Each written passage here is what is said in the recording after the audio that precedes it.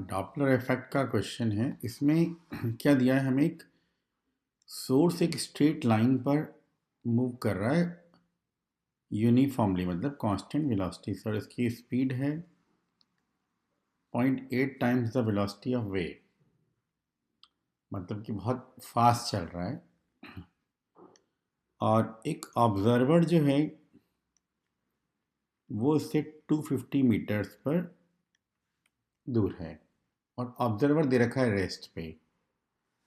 तो क्वेश्चन, इसकी natural frequency जो है सोर्स की वो भी दे रखी है 1.8 किलो हर्ट्ज। तो क्वेश्चन क्या है, frequency of sound received by the observer at the moment when source gets closest. ये इसका क्लोजेस्ट पॉइंट होगा। जब सोर्स यहाँ पर है उस समय ऑब्जर्वर क्या सुनेगा, तो जिस वेव को उस समय ऑब्जर्वर सुनेगा वो वेव एक्चुअली सोर्स ने थोड़ी देर पहले ही एमिट की होगी। ऐसे मान लो कि सोर्स ने वेव एमिट की और ये वेव जाकर ऑब्जर्वर तक पहुंची, उतनी देर में सोर्स आगे बढ़ गई। सोर्स की स्पीड हाई दे रखी है ना, तो इसलिए हमें बहुत प्रिसाइसली करना पड़ेगा। तो वेव एमिट हुई इस समय, और वेव यहाँ पहुंची सोर्स के पास, ऑब्जर्वर के पास, और सोर्स ऑब्जर्वर के ठीक सामने आ गया।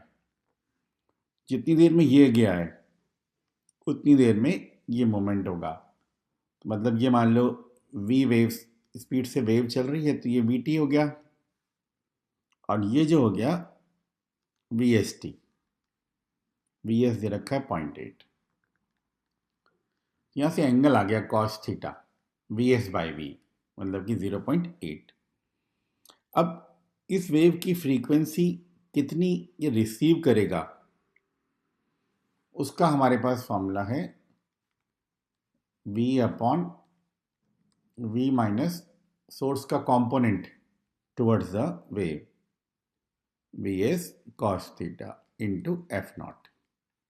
एफ नॉट हमें दे रखा है, cos थीटा कितना है 0.8, तो ये आ जाएगा 1/1। ये खुद भी 0.8 भी है और cos थीटा भी 0.8 आ रहा है। देख रहे हैं cos थीटा कैसे आ रहा है अपना, base upon hypotenuse, T cut जाएगा vs अपॉन v से, तो ये बन जाएगा 1 minus cos square theta into F not.